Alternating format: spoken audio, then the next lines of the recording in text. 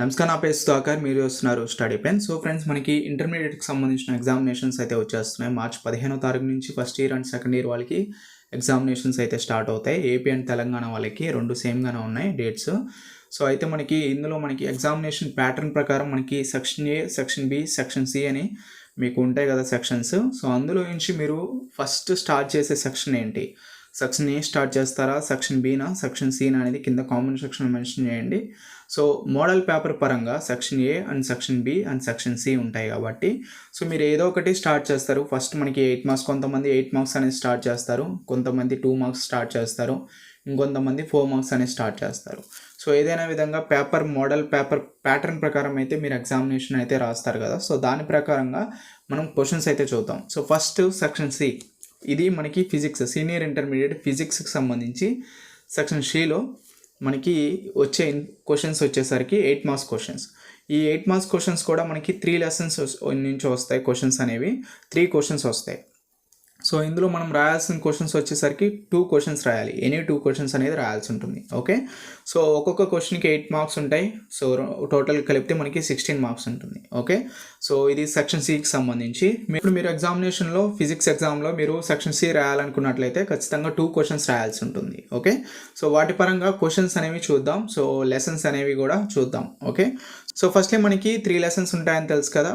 So waves, current, electricity, nuclei. So ఈ 3 lessons నుంచి మనకి 3 క్వశ్చన్స్ వస్తే మనం 2 క్వశ్చన్స్ రాయాలి. సో ఖచ్చితంగా 3 లెసన్స్ అనేవి మనకి 3 క్వశ్చన్స్ పరంగా వస్తాయి అనమాట. ఓకే, సో ఇందులో మీరు ఏ లెసన్ మీరు చూస్ చేసుకోవాలి అంటే, ఫర్ ఎగ్జాంపుల్ నాకు టైం తక్కువ ఉంది, కొంచెం నేను ఓన్లీ 2 క్వశ్చన్స్ మాత్రమే రాస్తాను, గన్ షాట్ క్వశ్చన్స్ అయితే ఖచ్చితంగా కావాలి అనుకున్నట్లయితే సో ఇందులో 3 లెసన్స్లో ఏమైనా 2 లెసన్స్ మాత్రమే మీరు పిక్ చేసుకోండి. ఆ 2 లెసన్స్లో ఉన్న క్వశ్చన్స్ మాత్రమే చదవండి. ఇంకొక లెసన్ స్కిప్ చేయండి, బికాస్ మీకు టైం లేదు కదా. ఉన్న 2 లెసన్స్లో నుంచి అన్ని క్వశ్చన్స్ అనేది మీరు థరోగా చదివినట్లయితే ఖచ్చితంగా మీరు 2కి 2 రాయగలరు. ఓకే, సో ఒకవేళ మీరు అన్ని రివిజన్ స్టేట్లో ఉంటే కనుక 3 లెసన్స్ అనేది చదవండి. ఇందులో మెయిన్గా మీరు ఖచ్చితంగా చదవాల్సిన లెసన్ ఏంటి, సో ఖచ్చితంగా చదవాల్సిన లెసన్ న్యూక్లై. ఓకే, చాలా important lesson. Gun shot question అయితే ఉంది ఒకటి. సో ఖచ్చితంగా మీకు న్యూక్లైలో ఉన్న క్వశ్చన్స్ కంపేర్ టు 2 లెసన్స్, మిగతా 2 లెసన్స్ కంపేర్ చేసుకుంటే చాలా తక్కువ ఉంటాయి. అండ్ అదేవిధంగా ఎక్కువ సార్లు వచ్చిన క్వశ్చన్ అయితే ఒకటి ఉంటుంది. ఓకే, అదన్నీ కూడా చూద్దాం. సో ఫస్ట్లీ మీరు చూస్ చేసుకున్న లెసన్స్ ఏంటి అనేది మీరు కన్ఫర్మ్ చేసుకోండి.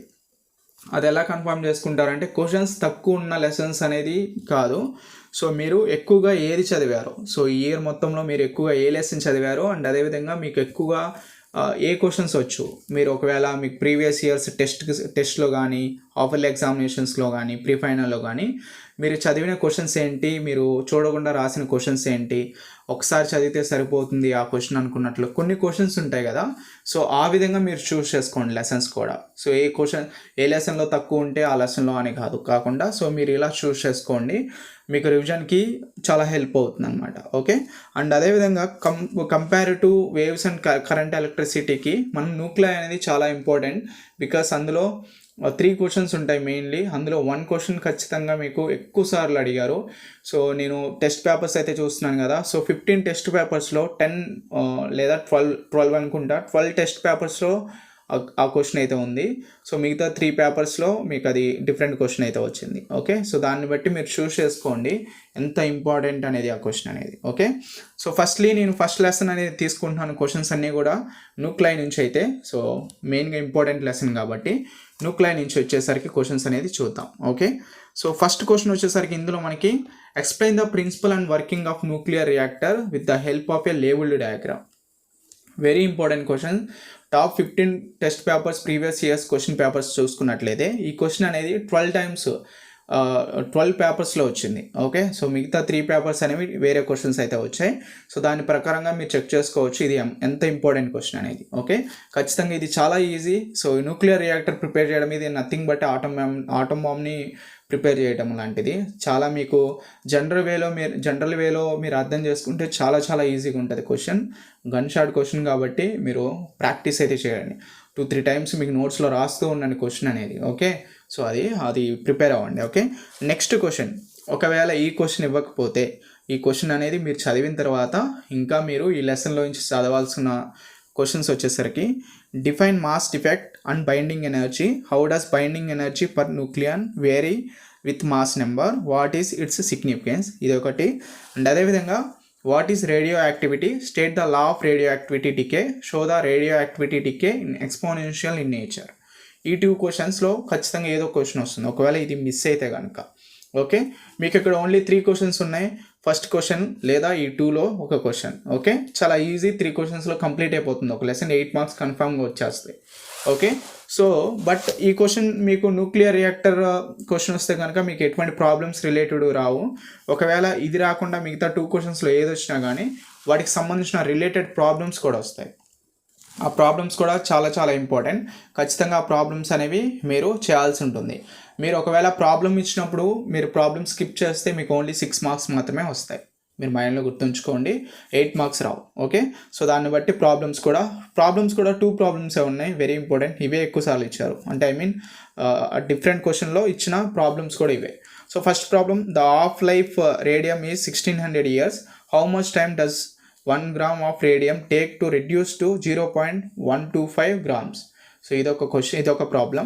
Next problem, how much U-235 is consumed in a day in a atomic power house operating at 400 megawatt provided the whole of mass U-235 is converted into energy. ఇదొక question. ఈ 2 questions problems అనేవి check చేసుకోండి. So ఇది ఓవరాల్గా న్యూక్లియర్కి సంబంధించి ఆ questions. ఓవరాల్గా 3 questions 2 problems include అయి ఉంటాయి కాబట్టి ఓన్లీ 3 క్వశ్చన్స్ మీరు నోట్ చేసుకోండి. అందులో మెయిన్లీ ఫస్ట్ క్వశ్చన్ చాలా చాలా ఇంపార్టెంట్. ఓకే, సో ఇది న్యూక్లియర్కి సంబంధించి. సో ఒక 8 మార్క్స్ క్వశ్చన్ కన్ఫామ్గా వచ్చేసింది. ఇంకా 2 లెసన్స్ ఉన్నాయి, వేవ్స్, కరెంట్, ఎలక్ట్రిసిటీ. ఫస్ట్ ఖచ్చితంగా న్యూక్లియర్ అనేది పిక్ చేసుకోవాలి. ఎవ్రీవన్ న్యూక్లియర్ అనేది ఖచ్చితంగా చదవాలి. అండ్ నెక్స్ట్ వేవ్స్, కరెంట్, ఎలక్ట్రిసిటీలు ఈ 2 లెసన్స్లో ఏ చూస్ చేసుకోవాలనేది అది మీ దాని మీద ఆధారపడి ఉంటుంది. ఒకవేళ మీరు వేవ్స్లో ఎక్కువసార్లు చదివి ఉంటారు కాబట్టి ఫస్ట్ లెసనే కాబట్టి చాలా టైమ్స్ చదివి ఉంటారు 8 మార్క్స్ క్వశ్చన్స్. సో అప్పుడు ఒకవేళ అది చదివినట్లయితే వేవ్స్ చూస్ చేసుకోండి. లేదు నాకు వేవ్స్ అనేవి చాలా క్వశ్చన్స్ ఉంటాయి, అది కాకుండా ఎలక్ట్రిసిటీ చదువుతానంటే కరెంట్, ఎలక్ట్రిసిటీ అది మీ ఇష్టం. స్టూడెంట్ బట్టి సో డిఫరెంట్ అనేది ఉంటుంది. ఓకే, సో అయితే మనం వేవ్స్ లెసన్ నుంచి మనం వచ్చిన క్వశ్చన్స్ ఏంటి చూసుకుందాం. సో ఇందులో మెయిన్గా స్టేషనరీ వేవ్స్ మనకి ఓపెన్ పైప్ అండ్ అదేవిధంగా క్లోజ్డ్ పైప్ అండ్ అదేవిధంగా స్ట్రెచ్డ్ స్ట్రింగ్స్. సో స్టేషనరీ వేవ్స్కి సంబంధించిన 3 క్వశ్చన్స్ ఉన్నాయి, open pipe, closed pipe, stretched strings. Okay, ఈ 3 క్వశ్చన్స్ కన్ఫామ్గా చదవాలి. అండ్ అదేవిధంగా ఎక్స్ట్రా క్వశ్చన్స్ వచ్చేసరికి వాట్ ఆర్ బీట్స్, అండ్ అదేవిధంగా what is Doppler effect, and అదేవిధంగా what is Doppler shift. Okay, so ఇవి 3 క్వశ్చన్స్ అడిషనల్గా చదవాల్సి ఉంటుంది. ఒకవేళ ఈ 3 క్వశ్చన్స్లో మిస్ అయితే క్వశ్చన్ ఈ 3 క్వశ్చన్స్లో వస్తుంది. ఓవరాల్గా వేవ్స్ నుంచి 6 క్వశ్చన్స్ విత్ ఇంక్లూడెడ్ ప్రాబ్లమ్స్ ఉంటాయి. ఓపెన్ పైప్ అయితే ఓపెన్ పైప్కి సంబంధించిన ప్రాబ్లమ్స్ ఉంటాయి, క్లోజ్డ్ పైప్ అయితే క్లోజ్డ్ పైప్కి సంబంధించిన ప్రాబ్లమ్స్ ఉంటుంది. ఓకే, సో ఇందులో ప్రాబ్లమ్స్ అనేది వచ్చేసరికి ఒకసారి చూసుకుందాం. So a closed pipe 70 centimeters long is sounded in the velocity of sound is 331 అని చెప్పి ఇస్తారు. What is the fundamental frequency of vibration of air column అని ఇస్తారు క్వశ్చన్. సో ఆ క్వశ్చన్ అనేది చాలా ఇంపార్టెంట్, అంటే ప్రాబ్లమ్కి సంబంధించి. క్లోజ్డ్ పైపు ఒకవేళ మీకు క్వశ్చన్ వస్తే ఈ ప్రాబ్లం అడిగే అవకాశాలు చాలా ఉన్నాయి. అండ్ అదేవిధంగా ఓపెన్ పైప్ ఇస్తే కనుక a stretched wire of length 0.6 meters is observe to vibrate frequency of 30 Hz in fundamental mode. ఇది స్ట్రెచ్డ్ స్ట్రింగ్స్ ఇస్తే ఈ క్వశ్చన్ అనేది ఇస్తారు, ఈ ప్రాబ్లం అని ఇస్తారు. ఇంకొక ప్రాబ్లం ఏ స్టీల్ అని చెప్పి a steel cable of diameter 3 centimeters is kept under tension of 10 kN. The density of steel is 7.8 grams centimeter cube అని చెప్పిస్తారు. సో ఇది ఒక ప్రాబ్లం. ఓకే, సో ఓవరాల్గా ఒక 3 ప్రాబ్లమ్స్ ఉన్నాయి.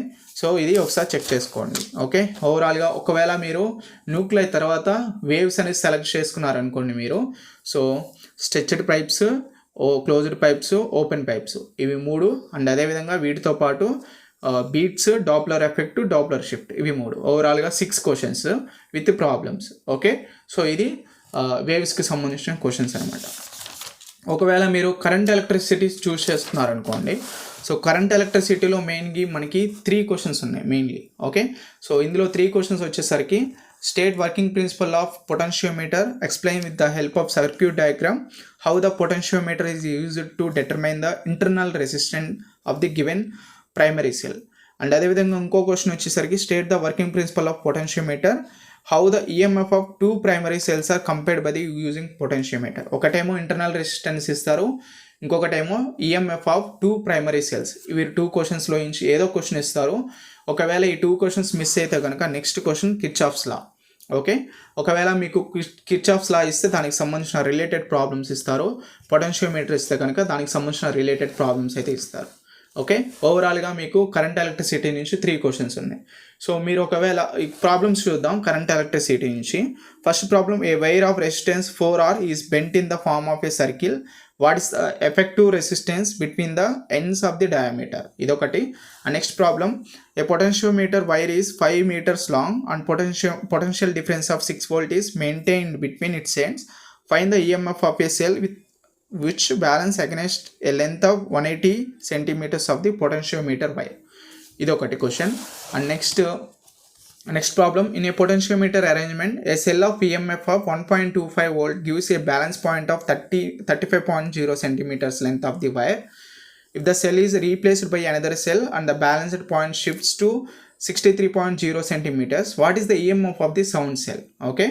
And next problem, if the balancing point of a meter bridge from the left is 60 centimeters, compare the resistance in left and right gaps of meter bridge. Okay. And next problem, a battery of EMF of 10 volt and internal resistance 3 ohms is connected to resistor R. If the current in the circuit is 0.5A, calculate the value of R. Okay.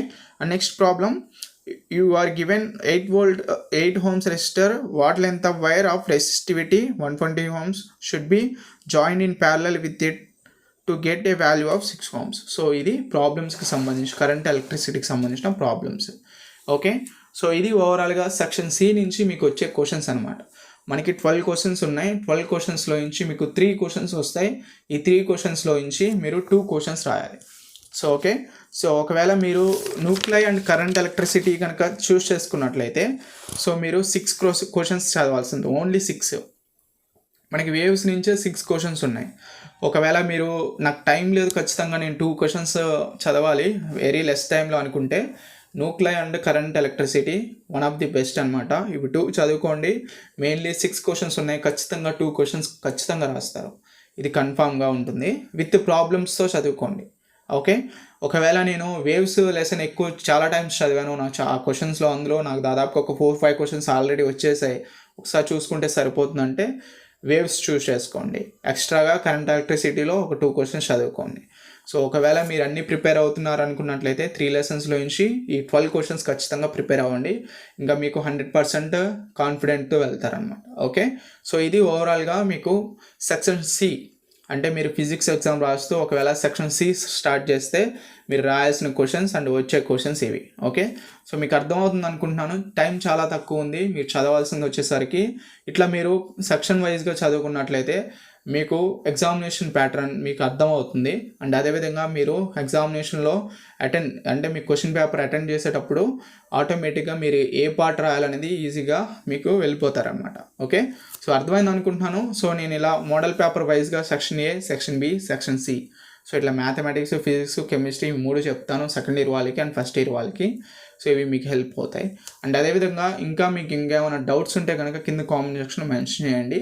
And integration part ఇవన్నీ కూడా నేను mathematics section C కానీ section B కానీ చెప్పేటప్పుడు మీకు అవి కూడా చెప్తాను, ఆటోమేటిక్ క్లియర్ అయిపోతాయి. ఓకే, ఒకేసారి చెప్పేస్తాను ఆన్సర్స్ విత్ ఆన్సర్స్తో.